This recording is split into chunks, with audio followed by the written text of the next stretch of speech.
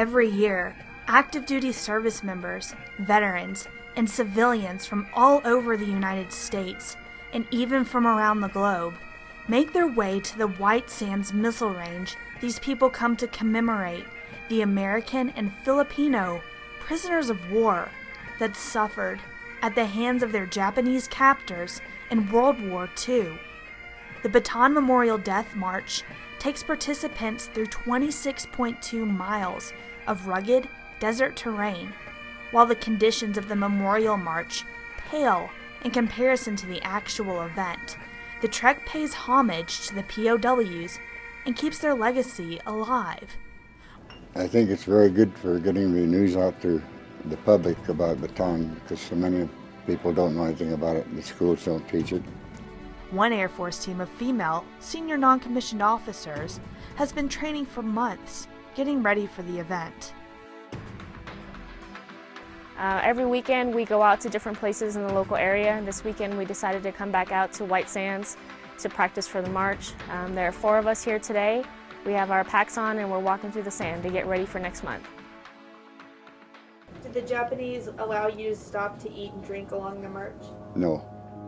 Anybody who stopped to drink along the march fell out to get water in a stream or an artesian well or something of that nature. They were either shot, bayoneted, or beheaded. Last week we went up basically on the side of the mountain and walked up a couple miles uphill just to kind of get used to the altitude and the unstable surface. So this weekend we decided to do something a little different and walk out on the sand, since part of the race encompasses some of the white sand area.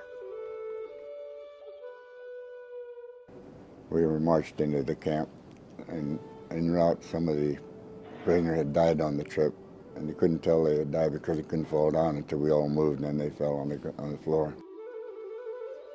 I was kind of feeling sorry for myself when I got up here to the 8-mile mark, popped the rucksack off, going to change socks, and I looked just to the right of me. I see a guy he's not changing his socks, he's changing his leg. He had 2 spares, he's a single leg amputee, and he had 2 spares in his rucksack. He was putting the other one on because the first one was soaked. And off he went, and I thought, I have no right to be feeling sorry, so I just rucked up and tried to catch him the rest of the way. What kind of pace do you plan on keeping? Oh, I know, I'm trying to keep on my pace with the 2 in front of me, like they're going to a fire. I woke up and I was in the 0 ward, which is a ward where they didn't expect people to live. They took them there, and when I woke up, they were trying to clean me up a little bit. And I could look out through the slats in the floor, and there was bodies stacked along the side of the building. And they had burial detail every day of anywhere from 30 to 100 men. But they took them out side of camp and buried them in big mass graves.